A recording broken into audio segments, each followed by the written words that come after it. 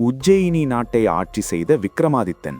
அவன் தைரியமும் நீதியும் உலகம் புகழ்ந்தவை. ஒரு நாள் ஒரு மர்மமான சாமியார் ஒரு விசித்திரமான உதவியை மன்னனிடம் கேட்டான். அந்த உதவிக்காக இரவு நேர மயானத்திலிருந்து ஒரு வேதாளத்தை கொண்டு வர வேண்டும். மரத்தில் தலைகீழாக தொங்கிக் கொண்டிருந்தது அந்த வேதாளம்.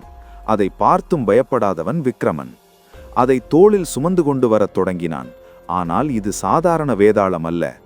பாதையில் அது ஒரு கதையைச் சொல்ல ஆரம்பித்தது. ஒவ்வொரு கதைக்கும் ஒரு கேள்வி. பதில் தெரிந்தும் சொல்லவில்லை என்றால் உன் தலையை உடைத்து விடுவேன் என்று வேதாளம் எச்சரித்தது. விக்ரமன் உண்மையை மறைக்கவில்லை. அவன் பதில் சொன்னவுடன் வேதாளம் மீண்டும் தப்பித்துச் சென்றது. இறுதியாக ஒரு பெரிய ரகசியத்தை வேதாளம் சொன்னது. அந்த சாமியார் நல்லவன் இல்லை. அவன் யாகம் விக்ரமனை பலியிடத்தான்.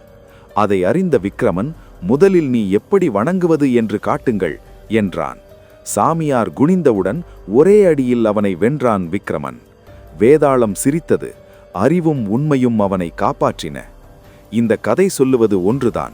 உண்மை மற்றும் புத்திசாலித்தனம் இருந்தால் எந்த ஆபத்தையும் வெல்ல முடியும். இந்த கதை உங்களுக்கு பிடித்திருந்தால் வீடியோவுக்கு ஒரு லைக் கொடுத்து நம்ம ராக்கி பீஸ்ட் சேனலை சப்ஸ்கிரைப் பண்ணிக்கங்க. நன்றி.